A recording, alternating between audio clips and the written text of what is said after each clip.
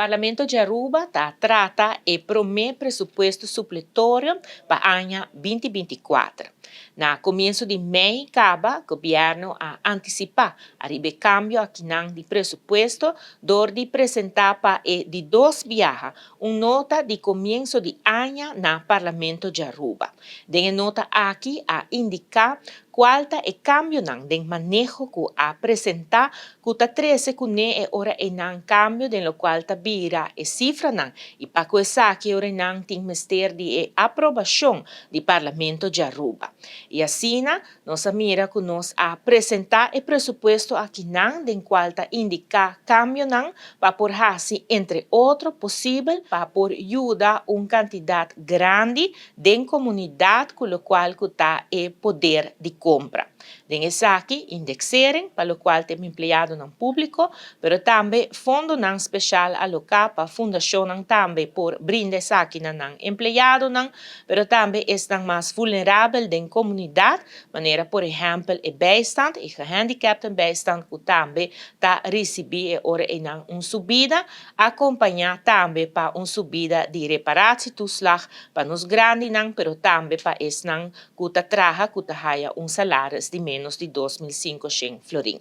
Bana de aqui, dentro do qual tem presupuesto supletório, tem fundo que está guardo alocado para assinar projeto por guardo riba a cabo, bom do Ministério de Justiça, pero também uma quantidade de projetos, bom do Ministério de Deporte, está vira possível, danke na lo qual que está extra entrada que está guardo generar, dentro do qual que está o presupuesto do país Aruba. Está trata aqui de entrada que está guardo generar de na o crescimento econômico que tem na país Aruba, que está mais acelerado, de lo qual promete aguardo premira, e de outra banda também nós mira, com o qual que está o cumprimento com belasting na nos país, e compliance, essa aqui também está melhorar, e tudo isso aqui está traduzido mês de extra entrada, com agora que o governo por haya alocar para o projeto necessário de comunidade por guardo realizar.